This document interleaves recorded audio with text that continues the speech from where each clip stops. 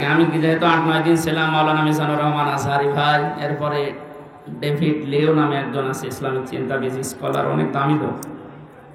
এরপর ডক্টর জাকির নায়েক সাহেবের সাথে দেখা হয়নি, হওয়ার কথা ছিল। যে মানুষগুলোর কাছে মিশে আমি সেই কয়েকদিন ছিলাম, আমি সবচাইতে বড় বিষয় পেয়েছি ওনারা আলেমদের কিছু দায়িত্ব কর্তব্য, যেহেতু ওনারা মজলুম মানুষ, আসবে, দেশে ফিরে আসবে। মিজান ভাই জানিয়েছে আমি কিছুদিনের ভেতরে এই দেশে যাব। আমি বলেছিলাম ভাই দেশে আসার পরে কুষ্টিয়া, আমার জন্মভূমি কুষ্টিয়াতে কোরআনের কথাগুলো চলে না, কারণ যে দুইজন শয়তান এই বাংলাদেশে আল্লাহ পাঠিয়েছে ওই জেলায়, আমার জন্মভূমি, তারপরও আমারে বলতো না। এই যে খুলনা বিভাগের 10-11টা জেলা, একটাতেও আমারে কথা বলতে দিত না। যাওয়ার আগে 144 ধারা জারি হয়ে যেত।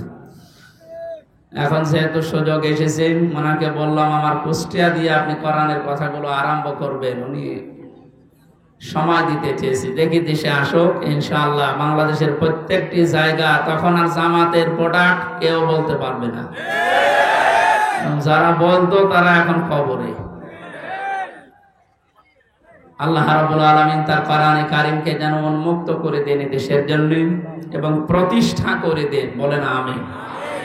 এখন সারা বাংলাদেশে শুধু আল্লাহর কথা হবে,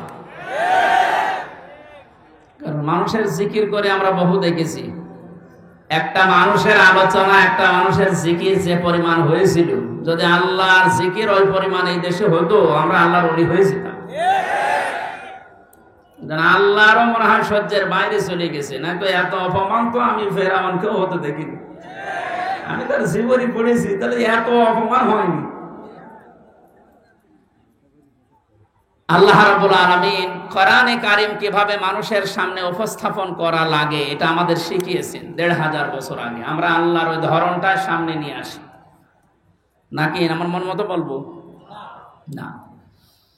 আল্লাহ পাক বলেন কিতাবুন উনজিলা ইলাইকা ফালা ইয়াকুন ফি সাদরিকা হারাজুম মিনহু লিতুনদিরা বিহি ওয়া যিকরা লিল মুমিনিন।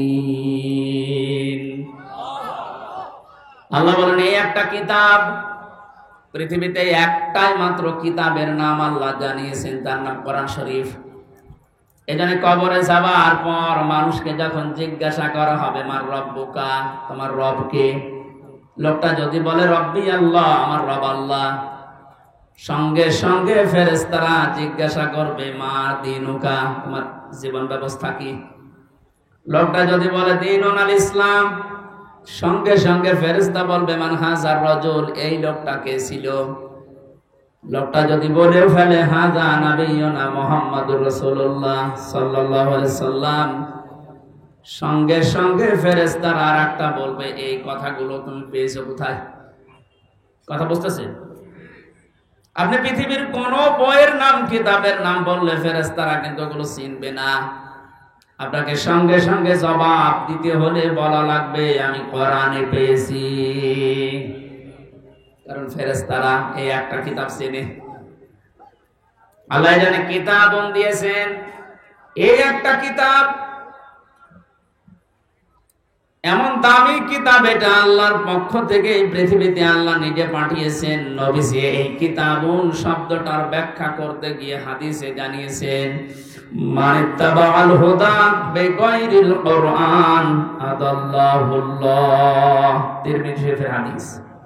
এখানে ডিস্টার্ব হচ্ছে, বাতাস লাগবে না, অ্যাক্টিভ হয়ে শুনবেন। আমি কিন্তু প্রশ্ন করবো, এটা ক্লাস চলছে না? ক্লাসের পরে যে প্রশ্ন করা হয় আমি কিন্তু সামারাইজ করে প্রশ্ন দেব, আন্দাজে শুনতে এসেছেন না। আল্লাহর নবীর এই কথার ভেতর থেকে দুইটা শিক্ষা আমি পেয়েছি। নবীজি জানিয়েছেন কোরআনে কারীম বাদ দিয়ে পৃথিবীর কোন জায়গায় যদি কেউ ভালো হওয়ার নিয়তে, হেদায়েত পাওয়ার নিয়তেও যায়, আল্লাহ নিজে দায়িত্ব নিয়ে তাকে গোমরা করে দেয়।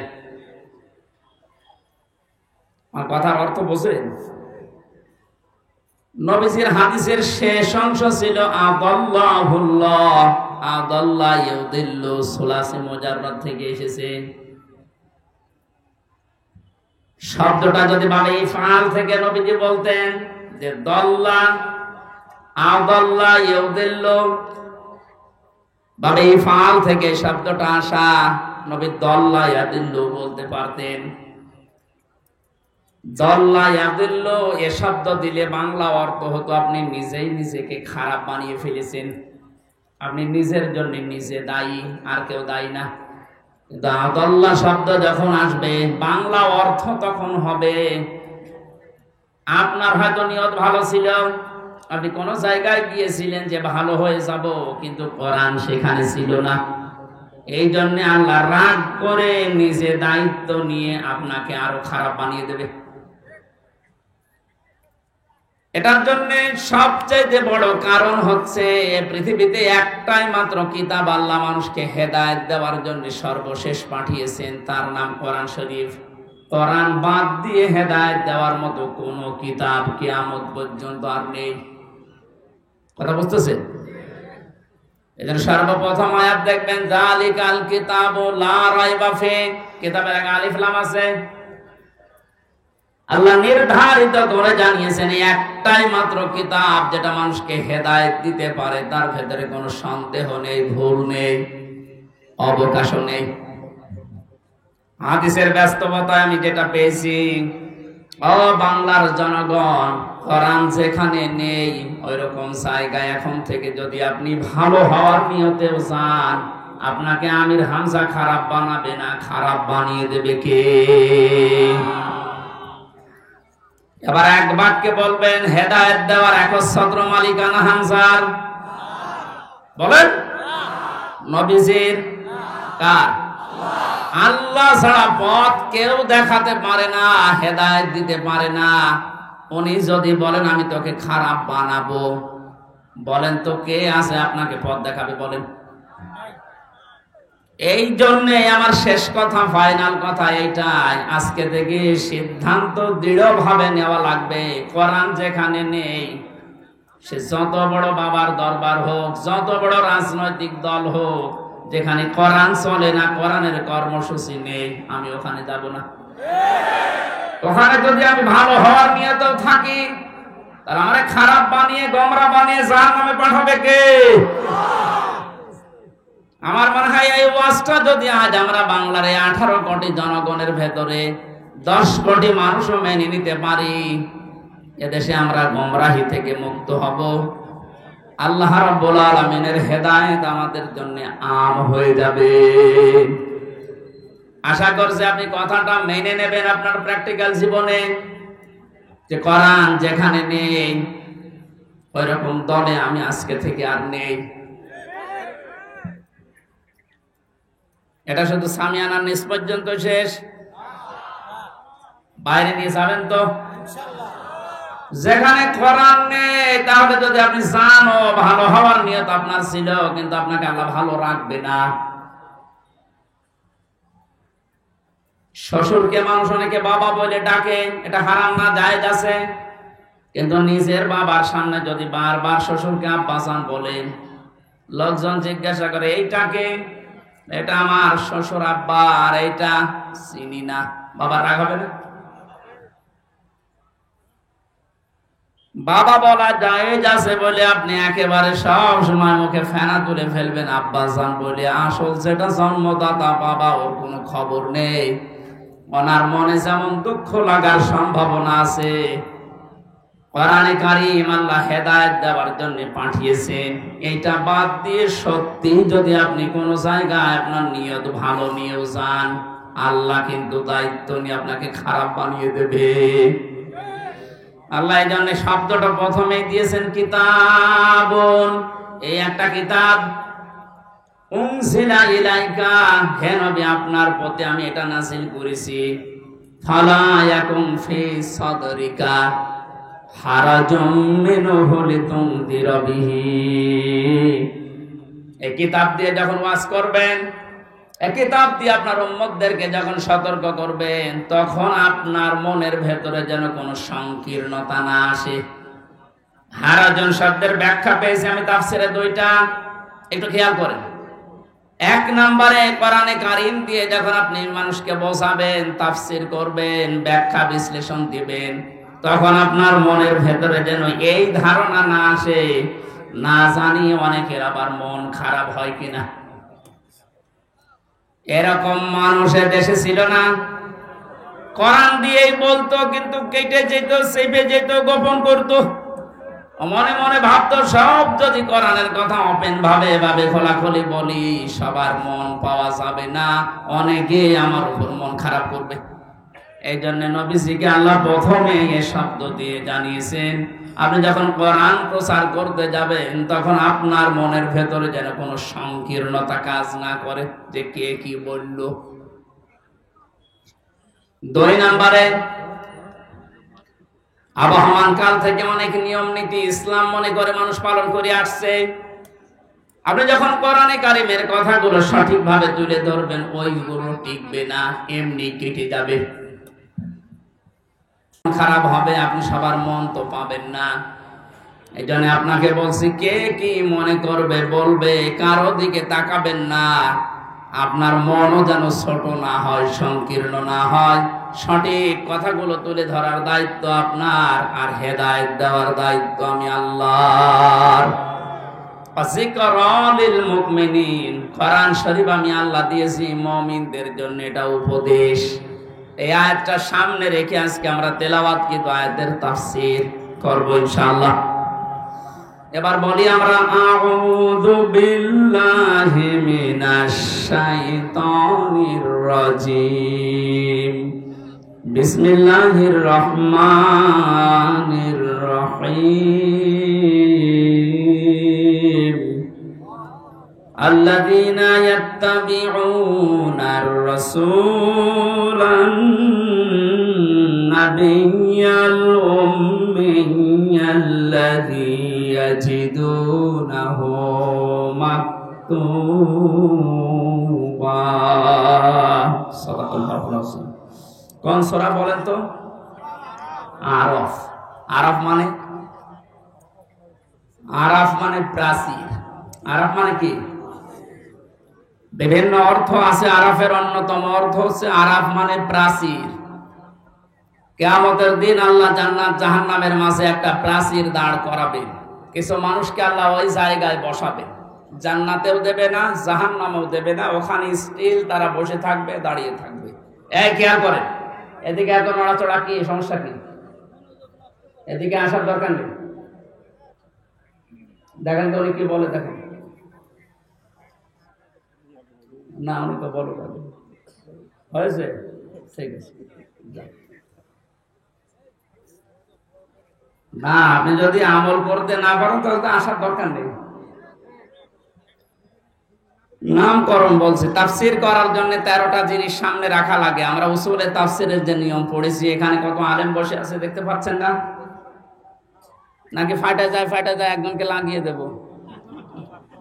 ছাতা করলে কি ইবাদত থাকবে? এটা কষ্ট হচ্ছে গরমে আমাদের, তারপরও যেহেতু এটা ইবাদত, এই কারণে আমরা বসে আছি কিছু নেওয়ার জন্য, নাকি? আরাফ কি নাম বললাম? এটা একটা প্রাচীর, জান্নাত জাহান্নামের মাঝে আল্লাহ রাখবেন। নামকরণের ভেতরে আমি তাফসীরে তাবারি থেকে বলছি এটা। নবীজি বলেন, সাহাবীরা, এখানে আল্লাহ যাদেরকে বসাবেন এদেরকে জান্নাতেও দেবে না, জাহান্নামেও দেবে না, একেবারে স্টিল। প্রশ্ন করলেন সাহাবী, হে নবী, এদেরকে আল্লাহ জান্নাতে দিচ্ছে না, কারণ কি? বিশ্বনবী জানিয়েছেন, এই মানুষগুলোকে আল্লাহ জান্নাতে দেবে না, তার অন্যতম কারণ এরা মা বাবার সাথে খারাপ আচরণ করত। এরা নামাজ পড়েছে, রোজা রেখেছে, ভালো ভালো কাজের আঞ্জাম দুনিয়ায় দিয়েছে, দান সাদকা এদের সব ছিল, শুধু একটা বিষয়, পারিবারিক জীবনে মা বাবার সাথে এদের ভালো ব্যবহার ছিল না। এখানে কোরআনে কারিমে আল্লাহ জানিয়েছেন, ক্বাদা রাব্বুকা আল্লা তা'বুদু ইল্লা ইয়্যাহু ওয়া বিল ওয়ালিদাইনি ইহসানা। আমি আল্লাহ রায় দিয়েছি। রায় দিচ্ছেন কে? আমি আল্লাহ রায় দিয়েছি, ফয়সালা করেছি, সিদ্ধান্ত নিয়ে ফেলেছি যে আমি আল্লাহ ছাড়া কারো ইবাদত করা যাবে না, আর মা বাবা যাদের আছে তাদের সাথে ভালো ব্যবহার করা লাগবে। আয়াতের ভেতরে 2টা বিষয় বেশি। কয়টা? এই যে আল্লাহর ইবাদত করা লাগবে, আল্লাহর আইন মানা লাগবে, কোনো প্রশ্ন করা যাবে বলেন বলেন। আপনার বুঝে আসুক বা না আসুক, আল্লাহর আইন, আল্লাহর ইবাদত মাস্ট বি। আপনাকে এই জন্য আল্লাহ বানিয়েছে। তাহলে আল্লাহর আইন মানা এটা ফরজ। আল্লাহর আইন মানা কি? আরো জোরে বলেন। মা বাবার আইন মানা কি? না না, এই শোনেন আপনি। মাঝখানে ওয়া আল্লাহ দিয়েছেন, খেলা করার জন্য দিয়েছেন। ওয়াবিল ওয়ালিদাইনি ইহসানা। মা বাবার আইন মানা ফরজ না, মা বাবার সেবা করা ফরজ। মা বাবার পেছনে খরচ করা, তাদের সেবা শুশ্রূষা করা, এটা কিন্তু নফল না, মুস্তাহাব না, মুবাহ না। এটা আল্লাহর নামাজ যেমন পড়েন ঠিক ওই রকম ফরজ। এই মানুষগুলো এই কাজ করে না, এই জন্য আল্লাহ এই জায়গায় দাঁড় করিয়ে রেখেছে। সাহাবী বলেন, হে নবী, এদেরকে আল্লাহ জাহান্নামে দেয় না কেন? তাহলে বিশ্ব নবী বলেন, সাহাবীরা এই মানুষগুলো দিন কায়েমের জন্য দুনিয়ায় আন্দোলন করেছে, চেষ্টা চালিয়েছে, এই কারণে জাহান্নামে দেয় না। তাহলে হাদিস থেকে বোঝা যায়, দুনিয়ায় যারা দিন কায়েমের জন্য চেষ্টা চালাবে, সংগ্রাম করবে, মুজাহাদা করবে, এই মানুষগুলোর জন্য জাহান্নামের আগুন হারাম। আমরা জাহান্নামে যেতে চাই না, কারণ যারা আমরা ইসলাম এই পৃথিবীতে দাঁড় করানোর জন্য, কায়েম করার জন্য চেষ্টা চালিয়ে যাচ্ছি, খাদেম হিসাবে, কামলা হিসাবে, আমাদেরকে আল্লাহ জাহান্নামে দেবেন, আপনি বিশ্বাস করতে পারেন। তো পারিবারিক জীবনে যেন এমন কোন কাজ আমরা না করি যে না আমরা জান্নাতেও যেতে পারছি না। এখন একটা ছোট্ট প্রশ্ন এখানে আছে, আজ হাজার লক্ষ পরিবারে আমরা অনেকেই চেষ্টা করে যাচ্ছি যে পারিবারিক জীবনে আমরা শান্তি সুখে কাটাবো, যেন জাহান্নামে যাওয়া না লাগে মা বাবার সাথে আচরণ খারাপ করার কারণে। তো অনেক পরিবারে আমরা বাস্তবে দেখতে পাচ্ছি, স্ত্রীর কারণে আর স্ত্রীর মা বাবার এই কুপরামর্শের কারণে অনেক সংসারে সন্তান মা বাবার সাথে ভালো আচরণ করতে পারছে না। সম্মানিত মা বোন যারা বিভিন্ন জায়গায় বসে আছেন, শুধু নামাজ পড়া আর পর্দা করা ইবাদত না, মানুষের সাথে মুআমালাত, মুআশারাত, পারিবারিক জীবনে নিজের নিকট আত্মীয় স্বজনের সাথে ভালো ব্যবহার করা ইবাদত। এটা আজ হাজারো পরিবারে নেই। এজন্য অনেক মানুষ ইসলামও সঠিকভাবে মানতে পারছে না। বাস্তবতায় সে দান, সাদকা, নামাজ, রোজা, হজ, যাকাত বহু কিছু করছে, পারিবারিক জীবনে স্ত্রীর শুধু মন ছোট থাকার কারণে নিজেও বাধ্য হয় স্ত্রীর কারণে মা বাবার সাথে খারাপ ব্যবহার করতে। আপনি কিন্তু আমাকে আরাপ নামক জায়গায় দাঁড় করাতে বাধ্য করছেন। সুতরাং স্ত্রী যারা এসেছেন, ওরা মন উদার করবেন, মনে করবেন যাদের বাড়িতে আসলাম এগুলো আমার মা আর বাবা। আমি হাজারো মেয়ে লোককে দেখেছি, নিজের মা বাবা দোষ করলেও কিছু মনে করে না, মাফ করে দেয়, মানিয়ে নেয়। শ্বশুর শাশুড়ি একটু ভুল করলে মানাতে পারে না, তখন স্বামীর কাছে আস্তে আস্তে কানে কানে কথা তুলে দেয়। এরকম মহিলা দেশে নেই? শ্বশুর শাশুড়ি যারা বসে আছে, ওরা তো এখন বগল বাজাচ্ছে যে কাজ হচ্ছে। কোরআনে কারীম জানিয়েছে, ওয়াকুলু লিন-নাসি হুসনা, মানুষের সামনে হাসি মুখে ভালো কথা বলবা, এটা একটা সাদকা দেওয়ার সওয়াব হয়ে যাবে। আপনি শ্বশুর আর শাশুড়ি হয়েছেন, তাতে কি? মেয়েটা 18 বছর, 20 বছর, 22 বছর পরে আপনার বাড়িতে এসেছে, এটাকে নিজের মেয়ের মতো মনে করতে পারেন না। আল্লাহর কসম, আমি আল্লাহকে সামনে নিয়ে বলছি, সাক্ষী করে বলছি, সত্যি যদি মা আর বাবা নিজের মেয়েকে, নিজের ছেলেকে যে নজরে দেখে, পুত্রবধূকে এই নজরে যদি দেখতে পারতো, আমরা হাজারো সন্তান আরাপ নামক জায়গায় থাকতাম না। এটা আহ্বান জানাচ্ছি। আমরা তো চেষ্টা করছি, কিন্তু আপনাদের এই ছোট মনের কারণে পারছি না। আর মনটা উদার করেন, কি করবেন আপনি দুনিয়ার এই সয় সম্পদ দিয়ে যদি জাহান্নামে যাওয়া লাগে? আল্লাহ আমাদেরকে আরাফ নামক এই জায়গায় যেন দাঁড় করিয়ে ভাগ্য হত না করেন। নবীজি কিন্তু হাদিসের শেষে আর বলেননি যে এরা যাবে কোথায়। বলেন তো, এই হাদিসে পর্যন্ত থাকলে কি দাঁড়াচ্ছে অর্থ? জান্নাতেও যেতে পারছি না শুধুমাত্র এই কারণে জাহান্নামও আল্লাহ দিচ্ছেন আমি ইসলামী আন্দোলন করার কারণে। অথচ এই জায়গায় যদি দাঁড়িয়ে থাকা লাগে আবাদান আবাদান, আমার মতো হতভাগ্য মানুষ আছে। আল্লাহ আমাদেরকে হেফাজত করুন, বলেন আমিন। মক্কায় নাজিল হয়েছে সূরাটা, 206টা আয়াত আছে, 16টা রুকু আছে। ক্রমিক নাম্বার হিসাবে কোরআনে কারিমের এটা 7 নাম্বার সূরা। মাত্র একটা আয়াতের 4 ভাগের 1 ভাগ পড়েছি। আয়াতের ভেতরে 3টা বিষয় আমরা আলোচনা নিয়ে আসব। 1 নম্বরে আমাদের নবী মুহাম্মদ রাসূলুল্লাহর 3টা গুণ আল্লাহ দিয়েছে। কয়টা? যেহেতু বর্তমান প্রেক্ষাপটের সাথে আয়াতের একেবারে হুবহু মিল আছে। 2 নম্বরে আল্লাহর নবীর কর্মসূচি ছিল এই দুনিয়ায়, এই আয়াতের ভেতর থেকে আমরা 6টা পেয়েছি। কয়টা?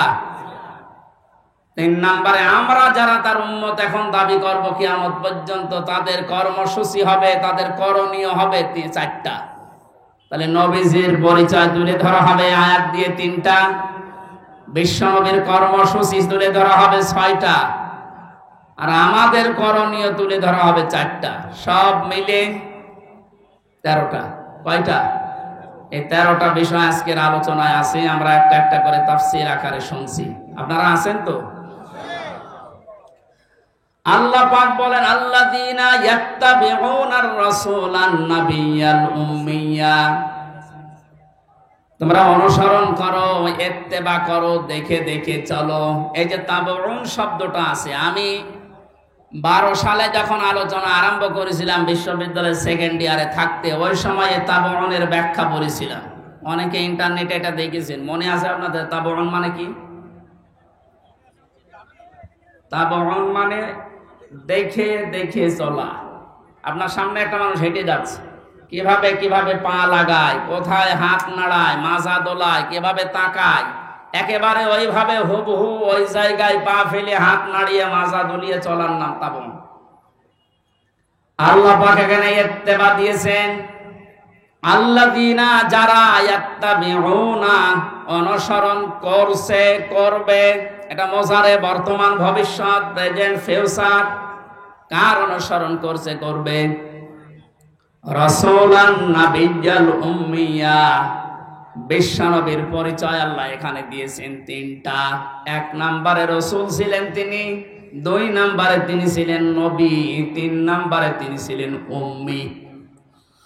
এবার আসেন তো, রাসূল কাকে বলে, নবী কাকে বলে, উম্মি কাকে বলে? এই পৃথিবীতে বহু নবী এবং রাসূলের কথা আমরা শুনেছি। 1,24,000 নবী রাসূলের কথা আমরা জানি। পৃথিবীতে আল্লাহ মানুষকে হেদায়েত দেওয়ার জন্য, পথ প্রদর্শন করার জন্য পাঠিয়েছেন। এতগুলো নবীর জীবনী, কর্ম পদ্ধতি বলতে বলতে তো সময় চলে যাবে। আমি গুরুত্বপূর্ণ কয়েকটা নবীর জীবনী থেকে বলছি। যত নবীকে আল্লাহ দুনিয়ায় দাওয়াতি কাজ করতে পাঠিয়েছিলেন, সবচাইতে বেশি কষ্ট সহ্য করেছিলেন হযরতে মুহাম্মদুর রাসূলুল্লাহ। এনার পরে যার নামের তালিকা পাওয়া যায় তিনি হযরতে ইব্রাহিম আলাইহিস সালাম। এনার পরে যার নামের তালিকা আছে হযরতে নূহ আলাইহিস সালাম। এনার পরে যাদের নামের তালিকা আছে সিরিয়াল হিসাবে, আল্লাহ পাক কোরআনে কারিমে জানিয়েছেন শারআ লাকুম মিনাদ-দীনি মা ওয়াসসা বিহি নূহা ওয়াল্লাযী আওহায়না ইলাইকা। আমি নির্ধারিত করে দিলাম, লিখে দিলাম, নির্ধারণ করে দিলাম, আমি আল্লাহ সই স্বাক্ষর করে দলিল করে দিলাম তোমাদের জন্যে। নূহ আলাইহিস সালামকে, ইব্রাহিম আলাইহিস সালামকে, ঈসা আলাইহিস সালামকে, এই সমস্ত মুসা আলাইহিস সালাম, এই বড় বড় নবীদের নামগুলো দিতে দিতে আল্লাহ জানিয়েছেন, হে নবী, এই প্রত্যেকটা নবীকে কিন্তু আমি আল্লাহ জানিয়েছিলাম আনাকিমুদ্দিন, তোমরা দিন কায়েম করো। আপনাকেও আমি ওহী করলাম ঠিক ওইভাবে, ওয়াহাইনা ইলাইকা, আপনার প্রতি আমার একই ওহী, আন আকিমুদ্দিন, আপনি দিন কায়েম করেন জমিনে, ওয়ালা তাতাফাররাকু ফি, এ বিষয়ে কোনো ফতোয়াবাজি করবেন না। সময় কিন্তু এসে গেছে এখন এই দেশে ঠিক ওই রকম। আর যে যেখানে যে মতে চলেন না কেন, সবাইকে আমরা আহ্বান জানাচ্ছি, সবাই আসেন ঐক্যবদ্ধ হয়ে আল্লাহর দিন কোরআনে কারীম ইসলাম এই দেশে আমরা এখন কায়েম করার পরিবেশ তৈরি করি। সত্যি যদি এটা কায়েম না হয়, হালালকে হালাল জেনে অনেক সময় মানা যাবে না, হারামকে হারাম জানার পরও ছেড়ে দেওয়া যাবে না। এ 17 বছর যেটা দেখলাম, এই জন্য আমাদের সবচেয়ে বড় কাজ হবে এখন আল্লাহর এই জমিনে আল্লাহর দিন কি করে কায়েম করা যায়, দাঁড় করানো যায়। বিশ্ব নবী মুহাম্মদুর রাসূলুল্লাহকে আল্লাহ রাসূল বলে ঘোষণা দিচ্ছেন যে হে নবী, আপনি আপনার পরিচয় উম্মতদের সামনে দেবেন যে আমি তোমাদের জন্য রাসূল হয়ে এসেছি। 511 জন রাসূলের কথা আমরা পড়েছি, আর বাকিগুলো সব আল্লাহ নবী হিসাবে পাঠিয়েছিলেন। এই সমস্ত মানুষদের দায়িত্ব কোরআনে কারিমে এক একটি আয়াতের ভেতরে আল্লাহ দিয়েছেন, ওয়ালাকাদ বা'আসনা ফি কুল্লি উম্মাতির রাসূলান আনি ইবুদুল্লাহ ওয়াজতানিবুত তাগুত। রব্বুল আলামিন বলেন, এই পৃথিবীর যত ওয়ালাকাদ বা'আসনা ফি কুল্লি উম্মাতির রাসূলান, প্রত্যেকটি জাতির জন্য আমি আল্লাহ রাসূল পাঠিয়েছিলাম। প্রতিটি নবী আর রাসূলদের জীবনের দায়িত্ব মূল ছিল দুইটা। তারা উম্মতদের কাছে যেই বলতেন আল্লাহর ইবাদত করো। কার ইবাদত? এই শব্দটা নিয়ে আজ হাজারো জায়গায় আমরা এই দেশের ভেতরে অনেক ভেজাল দেখতে পাচ্ছি। কমনে দিয়েছে ফ্যান, ইয়ার কি মারছেন এখানে বসে বসে।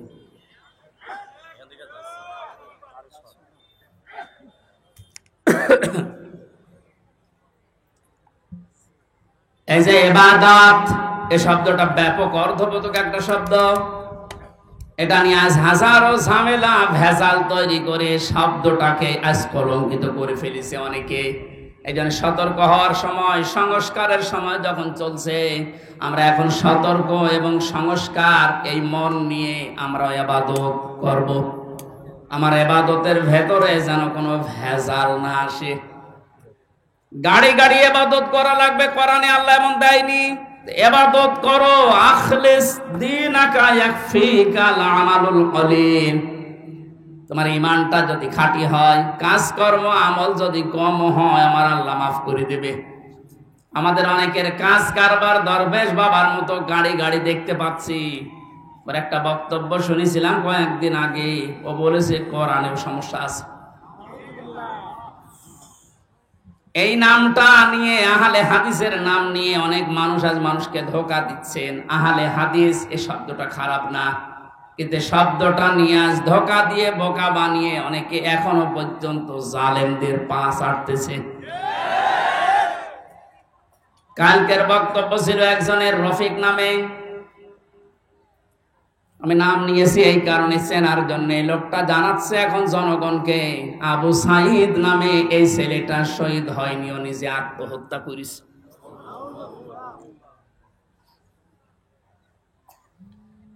বিশ্বনবী কোরআন হাদিসের ভেতরে তিনি স্পষ্ট ভাবে জানিয়েছেন, কেউ যদি দেওয়াল চাপা পড়ে মারা যায় সে শহীদের মর্যাদা পায়, পানিতে ডুবে মারা যায় শহীদের মর্যাদা পায়। এ কথা কি নতুন শুনছেন? বলেন। আগুনে পুড়ে যদি কেউ মারা যায় সে যদি শহীদের মর্যাদা পায়, অ্যাক্সিডেন্ট করে মরলে যদি শাহাদাতের মর্যাদা পায়, এই পৃথিবীর ময়দানে জালেমদের জুলুমের সামনে মোকাবেলা করতে গিয়ে নিজের জীবনটা যে দিয়ে দিল, তাকে আপনি শহীদ বলতে আপনার অসুবিধা লাগে কোন জায়গায় বলেন তো দেখি?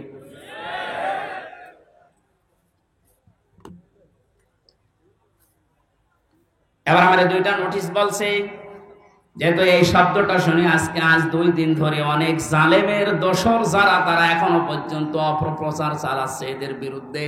এই জন্য 2টা নোটিশ বলছি। সূরা বাকারার 154 নম্বর আয়াত, 2 নম্বর পারা, 2 নম্বর পৃষ্ঠা, 12 নম্বর 13 নম্বর লাইনে আছে, ভালো করে মিলাবেন। আল্লাহ পাক বলেন, ওয়ালা তাকুলু লিমান ইয়াকতালু ফি সাবিলিল্লাহি আমওয়াত বাল আহইয়াউ ওয়ালাকিন লা তাশউরুন। আপনি হয়তো এভাবে এতদিন চিন্তা করেননি, যেভাবে আমি বলছি মিলিয়ে দেখেন। আল্লাহ বলেন, ওয়ালা তাকুলু, হে পৃথিবীর লোকেরা, কেউ এ কথা মুখ দিয়ে বলবা না। কথা বলে মানুষ কি দিয়ে? বলেন না কেন? এজন্য মুখের ওপর আল্লাহ নোটিশ দিয়েছেন, কেউ এ কথা বলবা না। একজন দুইজন না, কেউ বলবা না, বহু বছর। লিমা ইয়ুকতালু ফি সাবিলিল্লাহি আমওয়াত, আমি আল্লাহর জন্য, মানবতার জন্য যারা জীবন দিয়ে গেল, এই মানুষ মরে গেছে, এই কথা বলবা না। বাল আহয়াউন, বরং তারা জীবিত। ওয়ালাকিন লা তাশউরুন, কিন্তু তোমরা টের পাও না। এটা তো মুখের উপর আল্লাহ দিলেন, মানুষ মুখের পরে অন্তরেও ধারণা করতে পারে। ধারণা করা কি দিয়ে? অন্তর দিয়ে মানুষ যেন ধারণাও না করে যে তারা শহীদ হয়নি, তারা এমনি মারা গেছে, কথা যেন ধারণাও না করে। সূরা আলে ইমরান 4 নম্বর পারার 11 নম্বর পৃষ্ঠার 9 নম্বর লাইনের 159 নম্বর আয়াতে আল্লাহ 69 নম্বর আয়াতে আল্লাহ জানিয়েছেন, ওয়ালা তাহসাবান্নাল্লাযীনা কুতিলু ফি সাবিলিল্লাহি আমওয়াতা বাল আহয়াউন ইনদা রাব্বিহিম ইউরযাকুন। খুব খেয়াল করেন, অন্তর দিয়েও কেউ যেন ধারণা না করে যারা মারা গেছে। আল্লাহ পাক বলেন, ধারণাও কোনোদিন করবি না যে মরে গেছে না। কারণ জীবন জালেমের সামনে নিজের জীবন দিয়ে দেওয়া তো সহজ কথা না। ওরা কিন্তু জীবিত আছে, ওরা জিন্দা। ইনদা রাব্বিহিম ইউরযাকুন, তারা তাদের রবের কাছে রিজিক পাচ্ছে। সুতরাং আবু সাইদ রংপুরের এই ছেলেটা জালেমের সামনে দাঁড়িয়ে জীবনটা দিয়ে শাহাদতের মরণ পেয়েছে। এটা কোনোদিন আপনি মুখ দিয়ে যেন না বলেন যে লোকটা মরে গেছে, ধারণাও না করেন যে ও মরে গেছে না, ও শহীদ হয়েছে। কি হয়েছে? স্বাধীনভাবে কথা বলতে পারতাম না। পাশের জেলায় বাড়ি আমার, নাটোর, কুষ্টিয়া। এখানে দাওয়াত খেতে এসেছিলাম বিয়ের, তারপর আমার ঢুকতে দেয়নি। কোথায় ছিলাম আপনি টের পেয়েছেন? স্বাধীনতা পরাধীনতা কি আমরা 17 বছর টের পেয়েছি। স্বাধীনভাবে চলাফেরা করার, বাক স্বাধীনতা ফিরিয়ে দেওয়ার জন্য যে মানুষগুলো জীবন দিয়েছে, মাস্ট বি 100 ভাগ আমি বিশ্বাস করি ওরা সব শাহাদতের মর্যাদা পেয়েছে। এমনকি জালেমের জুলুমের শিকার হয়ে আয়না ঘরেও বহু মানুষ জীবন দিয়েছে, জেলখানার ভেতরে জীবন দিয়েছে। এমনকি কোরআনের পাখিকে অনেকে বলছে উনি স্বাভাবিকভাবে মারা গেছে না, আমি পাশের জেলে ছিলাম, উনি 1 নম্বরে, আমি 4 নম্বরে। আল্লামার সাথে আমার একদিন দেখা হয়েছিল মাত্র 10 মিনিটের জন্যে। উনি এমনি মারা যায়নি, ওনাকে মেরে ফেলা হয়েছে। তার বাস্তব প্রমাণ আমার মুখের হাসিটা। এখন ভিডিও বের হচ্ছে, জেলার আর সোফারের আত্মীয়রা তারা পরিচয় দিয়ে বলছে ওনাকে জোর করে সই করিয়ে বলেছে আপনি সই করেন, আপনাকে মুক্ত করে দেওয়া হবে নির্বাহী আদেশে। এই কথা বলে বের করে নিয়ে গেছে। উনি তো খুশি আনন্দ যে আমি পরিবারের কাছে ফিরে যাচ্ছি। কিন্তু শয়তান যারা আছে, শয়তানি করে, ষড়যন্ত্র করে, যাকে দায়িত্ব দিয়েছিল মোস্তফা জামান, এই একলাঙ্গার, এই যে কি জিনিস এখন আমরা টের পাচ্ছি, কার তৈরি করা এখন আপনি দেখতে পাচ্ছেন। আমার মনে হয় একে যদি আমার মতো এরকম 10 দিন রিমান্ডে রাখেন, ও সব সত্য কথা বলে ফেলবে। আমার মুখ দিয়ে রিমান্ডে একটা কথা ওরা বের করতে পারেনি। শেষ পর্যন্ত মন মতো লিখে আমাকে বলছে সই করেন, আপনারা ছেড়ে দেওয়া হবে। আমি তো রিমান্ডে বসতাম না যে 164 কি, মনে করলাম ছেড়ে যখন দেওয়া হবে দেই। এখন দেখি সব আমার বিপক্ষে লিখেছে। আমি নাকি দেশের বিরুদ্ধে কথা বলতাম।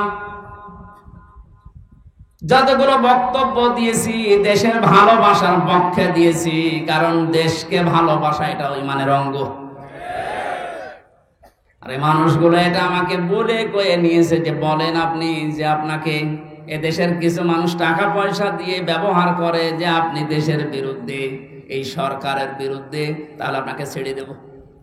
শেষ পর্যন্ত বলতে রাজি যখন হলাম না, 11 ঘন্টা আমার টাঙিয়ে রেখেছিল কালো কাপড় দিয়ে চোখ বেঁধে। নিজেরা বলা করতো, হুজুর আপনি নির্দোষ আমরা জানি, কিন্তু আপনাকে কথা বলা লাগবে। পেছনে হাত হ্যান্ডকাপ দিয়ে বেঁধে, কালো কাপড় দিয়ে চোখ বেঁধে 11 ঘন্টা এক জায়গায় আমার নামাজও পড়তে দেয়নি। 4 ওয়াক্ত জোহর, আসর, মাগরিব, এসা আমি সব ইশারায় পড়েছি। এখন নামাজ পড়ছি কম সময় আমি তাও জানি না, কারণ মাটির নিচে তো। সর্বশেষ যখন বললাম না, এত বড় মিথ্যা কথা আমি বলতে পারবো না। আকিস গ্রুপে আমি চাকরি করতাম, ওনাদের বিরুদ্ধে হাজার হাজার কথা লিখতে বলেছেন, একটাও পারবো না, কারণ ওনারা এরকম না। শেষে আমার বলছে, যদি আপনি আজকে সন্ধ্যার ভেতরে এগুলো স্বীকার না করেন, না বলেন, তাহলে আপনার বউ তুলে নিয়ে আনবো। কি চরিত্র দেখিস। আর এখন অনেক সুর তুলছে অনেকে যে এদের মাফ করে দাও। এই জালেমদের মাফ করা মানে মাশরুমের উপরে অবিচার করা।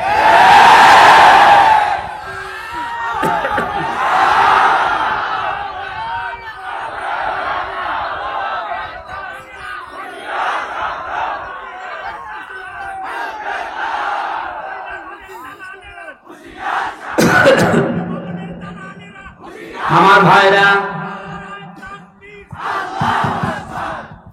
আপনি আমান আজমের জীবন ফিরিয়ে দিতে পারবেন? ব্যারিস্টার আরমানের স্ত্রীর কাছে আপনি কি জবাব দেবেন বলেন? কোথায় পৌঁছিয়েছেন তার জীবনটা? কি ট্যালেন্টেড সন্তান ছিল মীর কাশেম আলীর।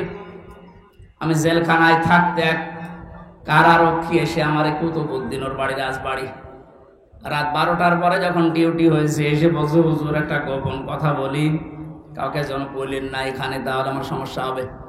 কি হয়েছে বলে, আমি যেদিন দায়িত্বে ছিলাম মীর কাশেম আলীর, যেদিন ফাঁসি হবে লোকটাকে যেয়ে বললাম, স্যার আর সময় নেই, মাত্র 3 ঘন্টা আছে, আপনি প্রস্তুতি নেন।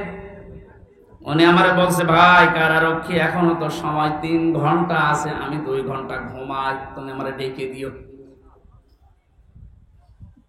আল্লাহর কসম, আমি আল্লাহকে সামনে নিয়ে বলছি, ও যা যা বলেছে একটাও মিথ্যা কথা না, সবগুলোই এইভাবেই বলেছিল। যে আমি পাহারা দিতে গিয়ে দেখলাম লোকটা ঘুমিয়ে গেল। 2 ঘন্টা পর ওনারে ডাকলাম, ঠিক ঘুম থেকে উঠলো, গোসল করে ওযু করে শেষের নামাজটা শেষ করে একটা চা বানিয়ে বলছে, নেন। বললাম, স্যার আমি চা খাবো না। আপনার কিছুক্ষণ পরে বলে, জানি আমি, আর মাত্র 15 মিনিট আছে। জল্লাদ শাহজাহান এসে গেছে, ডাক দিয়ে নিয়ে যাচ্ছে, বলেন চলেন। উনি আমারে বলছিল, ভাই আমির হামজা, আপনাকে আমি বলি, আমিও তো মানুষ, উনিও মানুষ, মাত্র 3 ঘন্টা ধরে পর ফাঁসি, তার 2 ঘন্টা ঘুম আসলো কি করে? এই লোকটার সন্তান ব্যারিস্টার আরমান, উনি কিন্তু ওই সময় জানে যে তার ছেলে গুম হয়ে আছে, মরে গেছে না বেঁচে আছে তাও জানে না। বাংলাদেশ না, বিশ্বের ভেতরে যদি আমার মনে হয় 100 জন মানুষ থাকে যে মানুষকে কর্মসংস্থান তৈরি করে দেয়, তার ভেতরে মীর কাশেম আলী একজন। কত কিছু দুনিয়ায় তার ছড়িয়ে আছে, আপনি হিসাব করতে পারবেন কি? হামজার মতো সে, তার স্ত্রী সন্তান কোথায় আছে সে কিচ্ছু জানে না। এই কঠিন মুহূর্তে তার নিজের হাজারো যারা অনুসারী, তার হাজার হাজার মানুষ পালিয়ে বেড়াচ্ছে, জেলখানায় আছে, আটক আছে, মরে গেছে, সব কিছু তার কাছে সংবাদ আসতেছে। এমন কঠিন সময়ও লোকটা 2 ঘন্টা ঘুমিয়েছে। এমনি ঘুম আসবে না, অবশ্যই আমার আল্লাহ তাকে সূরা হামিম সিজদার 30 নম্বর আয়াত ফেরেশতা দিয়ে শুনিয়েছে। কোরআনে কারীম জানিয়েছে, ইন্নাল্লাযীনা ক্বালু রাব্বুনাল্লাহু সুম্মা ইসতাকামু তাতানাজ্জালু আলাইহিমুল মালাইকা আল্লা তাখাফু ওয়া লা তাহজানু ওয়া আবশিরু বিল জান্নাতিল্লাতী কুনতুম তুআদুন। আল্লাহ পাক বলেন, যারা এই কথা বলে যে আল্লাহ তুমি আমাদের রব, আমি টিকে আছি এই কথার উপরে, আল্লাহর সঙ্গে সঙ্গে তার বিপদে আপদে পড়লেই ফেরেশতা নাজিল করবে। এই জন্য তাতা নাজ্জালু দিয়েছেন আল্লাহ, একজন দুইজন পাঠায় না, মালাইকা বহু বছর হাজারো ফেরেশতা তার জন্য আল্লাহ পাঠিয়ে সান্ত্বনা দেয়, আল্লাহ তাখাফু ওয়ালা তাহজানু, কোনো ভয় নেই, কোনো চিন্তা নেই। ওয়াবশিরু বিল জান্নাহ, ওই জান্নাতের সুসংবাদ গ্রহণ করো, আল্লাতী কুনতুম তুআদুন, যার ওয়াদা আল্লাহ করেছে।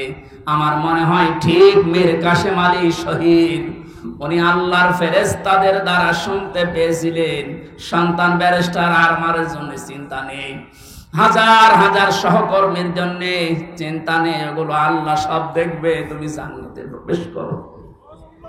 তাছাড়া কি করে ঘুম এসেছে আমার তো বিশ্বাস হয় না, আমিও তো ছিলাম, আমার তো ঘুম আসতো না, রাতের পরে রাত আমি বিনা ঘুমে কাটিয়েছি। ঘুম আসে না, কি করবো, 2-3টা ঘুমের বড়ি খেয়েও ঘুম আসে না।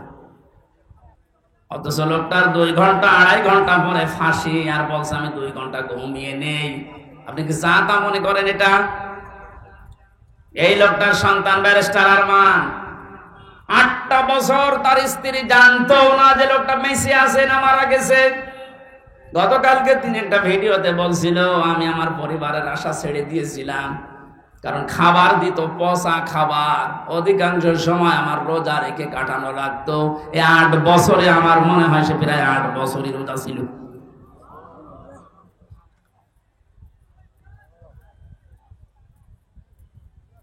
কোথায় পৌঁছিয়েছে তারা এই মানুষগুলো? আর উল্টা পাল্টা এখনো পর্যন্ত অনেক জালেমের দোসররা ধারণা করে যাচ্ছে যে কি করেছি যে আমাদের দেশ থেকে তাড়িয়ে দিল। কি করেছেন আপনি টের পাচ্ছেন না? আপনি যদি কিছু না করেন, আপনার শুধু আইনা ঘরের কারণে ফাঁসি হওয়া দরকার। মানবতার সাথে যেটা কত বড় মারাত্মক অপরাধ আপনি টের পাচ্ছেন না এখনো? যারা ছিল তাদেরকে একটু জিজ্ঞাসা করেন। ব্যারিস্টার ব্রিগেডিয়ার আমান আজমি ভাই শেষ পর্যন্ত এই কান্না জড়িত কণ্ঠে বলেছে যে আমি সূর্যের আলো কি এই 10-12 বছর দেখি নাই। এদিকে 1.5 হাত, ওদিকে 1.5 হাত। আমার যে মাটির নিচে ছিলাম ওখানে তাও তো এদিকে 3.5 হাত, এদিকে 2.5 হাত ছিল, আর অনেকটা আরো ছোট। এরপরও জালেমদের পক্ষে আপনি সাফাই গান, জালেমদের পক্ষে কথা বলেন। আপনি মানুষ, আপনারও বিবেক মরে গেছে। মজলুম অবস্থায় এখনো আছি, এখনো পর্যন্ত অসুস্থ, আমার শরীর এখনো স্বাভাবিক হয়নি, এখনো মুসাফির অবস্থায় আছি। দোয়া করছে আল্লাহ কিয়ামতের আগে কোন জালেম যেন এই দেশে আর ফিরে আসতে না পারে। আমরা যারা আছি এই দেশে এখন, আমাদের আলেমদের উচিত হবে নবীরা রাসূলরা তাদের যে পরিচয়গুলো আল্লাহ তুলে ধরেছিলেন, নবীর কাজ কি, রাসূলের কাজ কি, এই পরিচয়গুলো আমরা এখন জনগণের সামনে তুলে ধরবো। তাদের কর্মসূচি 6টা। কয়টা? আইহাল্লু লাহুমুত তাজ্জিবাত, তারা হালাল করত পবিত্র জিনিস। আজ বাংলাদেশে হালাল করা লাগবে পবিত্র জিনিসগুলো, আর হারাম করত তারা অবৈধ জিনিসগুলো। বাংলাদেশে এখন প্রত্যেকটা সেক্টরে এখনো পর্যন্ত হারাম জিনিস জিয়ে রাখা হয়েছে। এই এদিকে তাকান, যারা দায়িত্বে আছেন, অন্তর্বর্তীকালীন সরকার থেকে শুরু করে যারা এখন দায়িত্বে আছেন, এই মুহূর্তে আপনাদের সিদ্ধান্ত নেওয়া লাগবে এই জালেমদের সহযোগী যতগুলো ছিল প্রত্যেককেই ইমিডিয়েটলি এখনই ওদেরকে বহিষ্কার করা লাগবে। এটা সংস্কার যেহেতু চলছে, নবীদের কর্মসূচি 6টা ছিল, তার 2য় নম্বর এটা হালালকে হালাল বলে বৈধ জায়গায় দিয়ে দেন। এই 17 বছর যারা বৈধ চাকরিতে উন্নতি পায়নি তাদের কাজ উন্নতির ওই জায়গায় দেওয়া লাগবে, আর যারা অবৈধ ভাবে আন্দাজে চেয়ারের পর চেয়ার পেয়েছে তাদেরকে নিচে নামানো লাগবে। ইসলামী ব্যাংক থেকে শুরু করে বাংলাদেশের যত ব্যাংকিং ব্যবস্থা, বিচার ব্যবস্থা, প্রশাসন, ব্যবসা, প্রত্যেকটি দিক আর বিভাগে যেহেতু সংস্কার আরম্ভ হয়েছে, এই সংস্কার ইমিডিয়েটলি কয়েকদিনের ভেতরেই করা লাগবে। এখনো পর্যন্ত এই হারামখোর যারা, এদের এই অভ্যাস এখনো যাবে না। বলেন না হুজুর দোয়া করেন, নূহ নবীর চাই থেকে আমি বড় হয়ে গেছি। নূহ নবী দোয়া করেছিলেন না? কি বলেছিলেন? লা তাযারা আলাল আরদি মিনাল কাফিরিনা দাজ্জারা, ইন্নাকা ইন তাদারহুম ইউদিল্লু ইবাদাকা ওয়ালা ইয়ালিদু ইল্লা ফাজিরান কাফারা। হে আল্লাহ, বহু চেষ্টা করেছি এদের পেছনে, 950 বছর দাওয়াত দিয়েছি। এদের যে চরিত্র, এদের আন্ডা বাচ্চা পর্যন্ত যেন জমিনে একটাও না থাকে, কারণ যেটা থাকবে ওর পেট থেকে যেটা আসবে ওইটা হবে হারাম। এজন্য জুলুমের পুনরাবৃত্তি আমরা আর দেখতে চাই না। এটা মারাত্মক একটা অপরাধ, সবচাইতে বড় অপরাধ এই গুম। এটা মানুষকে আপনি মেরে ফেলতে পারতেন, সংবাদ দিতেন যে লোকটা মারা গেছে। দেরাওয়ার ভাইয়ের সন্তানের সাথে নাটোরে যা করেছে, আপনি কি জবাব দেবেন বলেন তো? মেরে লোকটাকে ঘরের ভেতরে আপনি আটকে রাখলেন, পরের দিন জানতে পেরেছে জনগণ, এটাও মোবাইল ট্যাগ করে যে অমুক জায়গায় মরে পড়ে আছে।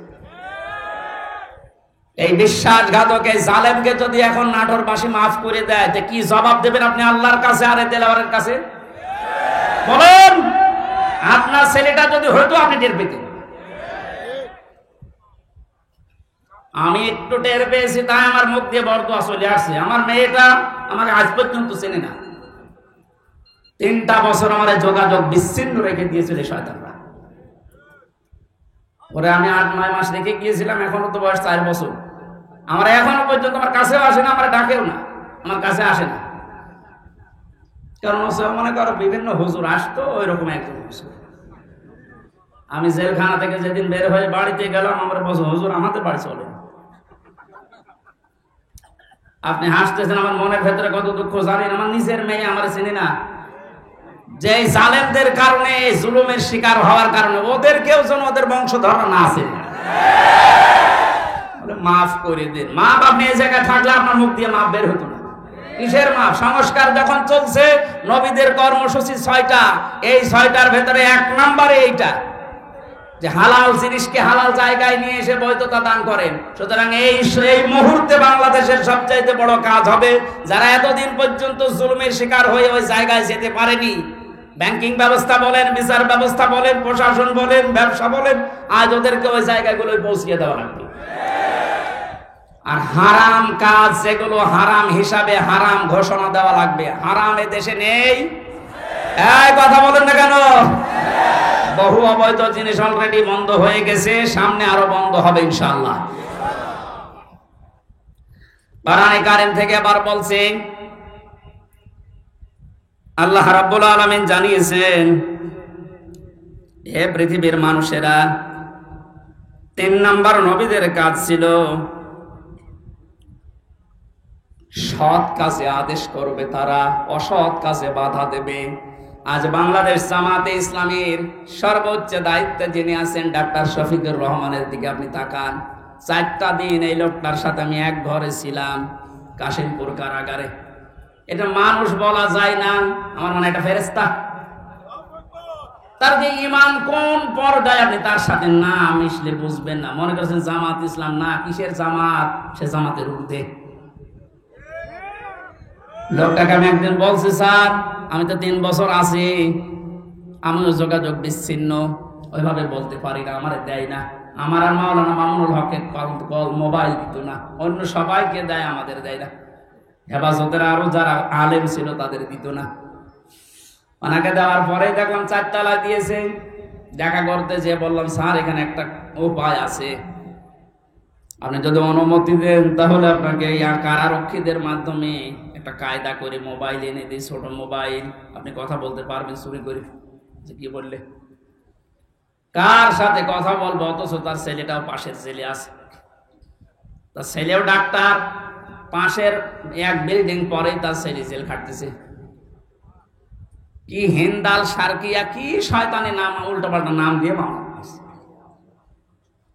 তার স্ত্রী অসুস্থ হয়ে পড়ে আছে, সে যে একটু খবর নেওয়ার জন্য, না কার সাথে কথা বলবো, আমার বলছে, হামজা আমি সবাইকে, আমার দল সহ সবাইকে আমি আল্লাহর কাছে দিয়ে এসেছি।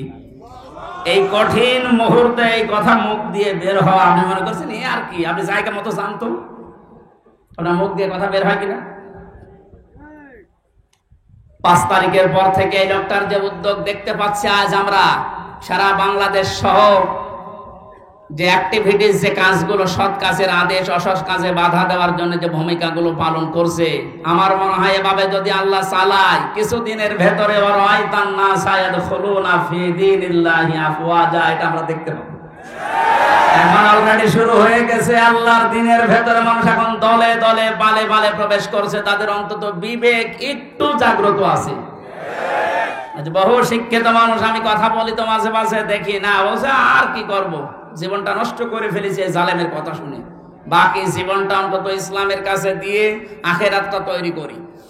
যেহেতু কোরআনে কারিমের ঘোষণা এইটা, হে নবী যখন আসবে আল্লাহর সাহায্য, তখন আপনি বিজয় দেখতে পাবেন, আর বিজয় আসবে, দলে দলে মানুষ ইসলামে প্রবেশ করবে। এটা এখন দেখতে বাকি আছে।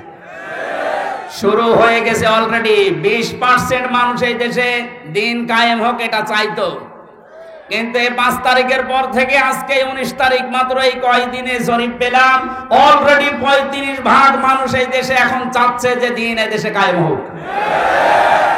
এভাবে চলতে থাক, দেখবেন 51% পার হয়ে যাবে অন্তত কিছুদিনের ভেতরে। আর 51% হয়ে গেলে দেশে ইসলাম কায়েম করা কোনো দাদা ঠেকাতে পারবে না। আমরা ওইটা দেখার আশায় আছি। কথা বলেন। নবীদের কর্মসূচি, আমি এক একটা শব্দের ভেতরে লক্ষ লক্ষ কথা, আমি এত ব্যাখ্যা করতে গেলে এতে গলা বসে যাচ্ছে। মাইকটা আমার মন মতো হয়নি। 2 নম্বর প্রচন্ড গরম, তো ভেতরে ঘেমে ঘাম গায়ে বসে যাচ্ছে, এই জন্য গলা বসে যাচ্ছে। বোঝা নামিয়ে দেবে, এটা নবীদের কর্মসূচির ভেতরে ছিল। বোঝা নামিয়ে দেয়নি আল্লাহ। এরপরে ছিল বন্দিত্ব অপসারণ করা। বন্দিত্ব অপসারণও চলছে আজ। আমার যা বিশ্বাস, এই দেশে যারা স্বাধীনতা চায়, যারা এই দেশে মানুষের মত প্রকাশের স্বাধীনতা একেবারে সব জায়গায় দিতে চায়, যে সবাই সবার মন মতো চলবা, একটা মানুষও যদি এই দেশে জন্মগ্রহণ করে, সেই দেশের বৈধ নাগরিক। জামাত ইসলামী বাংলাদেশের কেন্দ্রীয় আমির যিনি ডাক্তার শফিকুর রহমান ঘোষণা অলরেডি দিয়ে দিয়েছে, এই দেশে আমরা সবাই এক পরিবার। সুতরাং জালেম যারা বাইরে চলে গেছে, জালেমরা যেন কিয়ামতের আগে আর না আসে। বলেন। সবাই যেহেতু আমরা এক পরিবার, একটা পরিবার যেভাবে থাকে আমরা এদেশে এখন ওইভাবে থাকতে চাই। রাষ্ট্র সংস্কার অলরেডি চলছে। বন্দিত্ব যারা ছিল এখন তাদেরকে মুক্ত করার এই সংস্কারও চলছে। বিনা কারণে যারা বিনা বিচারে আটক অবস্থায় ছিল, আল্লাহ যেন এটাও তাড়াতাড়ি খুব দ্রুত করে দেন। বলেন আমিন। নবীদের এখান থেকে আমরা যারা উম্মত, তাদের 4টা কাজ এই মুহূর্ত থেকে শুরু করা লাগবে। 1 নম্বরে আল্লাযিনা আমানু, যারা ঈমান আনার দরকার আমাদের এখন। ঈমান এখন বলেন আমার ঈমান নেই মানে, আমি মুসলমানের ঘরের সন্তান, আমার বাবা ঈমানদার, দাদা ঈমানদার, আমিও ঈমানদার না। ঈমানদারের প্রকাশ হচ্ছে আল্লাহর কোরআনে যে নিয়ম নীতিগুলো আছে ওইগুলো বাস্তব বিশ্বাস করে দেখানো। এটা এখন দেখাতে পারবো না ইনশাআল্লাহ। কোনো কিছু নেই সামনে। যে জালেমদের কাছে 14 বার অনুমতি নেওয়া লাগতো, ওই জালেমরা এখন অনুমতি নিয়ে পা ফেলবে ইনশাআল্লাহ সামনে। গতকালকে গিয়েছিলাম ফরিদপুরে, মাসখানেক আগেও ছিল আমার মাহফিল ওই গ্রামে, অথচ জালেমদের 14 জায়গায় অনুমতি নিয়ে আমার উঠতে দেয়নি। বলে না, ওনারা বাদ দিয়ে। অথচ গতকালকে যাওয়ার পরে সভাপতি আমার বলছে, হুজুর যে জালেমগুলো বাধা দিয়েছিল ওরা এখন বলছে হুজুরকে এবারে নিয়ে দিন। দিন পাল্টে অলরেডি গেছে। এদিন বদল যখন শুরু হয়েছে, সংস্কার চলছে। যেখানে যেখানে জুলুম অত্যাচার, ছাত্র ভাইরা যারা আছে ঐক্যবদ্ধ হয়ে এই জুলুমের অবসান ঘটানোই লাগবে ইনশাআল্লাহ। বহু ব্রিজ এই দেশে আছে যেখানে ফেরেশতারা মনে হয় টোল নিত। আমার কুষ্টিয়ার এই যে মেহেদিরনি ব্রিজের যে টোল, এক শয়তান নাকি আদায় করা। নবী যেহেতু নেই, নবীর উত্তরাধিকারী এখন যারা, নবীর অনুসারী এখন যারা কাজকর্ম চালাচ্ছে ইসলাম এই দেশে নিয়ে আসার জন্য, তাদের সাহায্য করা আমাদের কর্মসূচির ভেতরে নিয়ে আসতে হবে। আমি এটা বানিয়ে বলছি। সূরা আরাফের 157 নম্বর আয়াত আপনি বাড়ি যেয়ে তাফসীর আকারে পড়েন, এইটা পাবেন। 3 নম্বরে তাদের সাহায্যে যাওয়া লাগবে। সুতরাং আজ যারা এই দেশে একামতে দিনের দায়িত্ব পালন করছে, আপনি তাদের সাহায্যে যান, দেখেন তাদের অ্যাক্টিভিটিস, তাদের কর্ম, তাদের চরিত্র কি, এগুলো দেখে যদি আপনার ভালো লাগে আপনি তাদের সাহায্য করেন। 4 নম্বরে 4 নম্বরে তাদের সাহায্য শুধু করবেন না, এদের উপরে যে নূর আল্লাহ নাজিল করেছে নবীদের উপরে, এই নূর মানে কোরআন শরীফ, এই নূরের বাস্তবায়ন যেন হয়। এই নূর দেখে দেখে সামনে আমাদের পথ চলা লাগবে। আল্লাহ এই 13টা জিনিস আমাদের জীবনে যেন এনে দেন, বলেন আমিন। আমি আমার এই ছোট্ট ঈমান থেকে এবং ছোট্ট জীবন থেকে যেটা দেখলাম, বাংলাদেশে যারা একামতে দিনের দায়িত্ব পালন করছে এবং সামনে করবে, আমি গ্যারান্টি দিতে পারি এই মানুষগুলোর ভেতরে যদি 4 আনা দুর্নীতি কোনোদিন পান, তাহলে আপনি সঙ্গে সঙ্গে আস্তাগফিরুল্লাহ বলে মুখ ফিরিয়ে চলে আসবেন। আমার বিশ্বাস, আমি যা পেয়েছি, যা দেখেছি, 4 আনা দুর্নীতি এদের ভেতরে পাবেন না। এই জন্য অনেক নাস্তিক পর্যন্ত আজ বলতে বাধ্য হচ্ছে, এরা যদি 5টা বছর চালাতে পারে, এই দেশে শান্তি কাকে বলে আপনি দেখতে পারবেন। আল্লাহ তুমি তোমার কোরআনে কারিমে দেশে কায়েম করে দাও, এটা আমরা দেখতে চাই।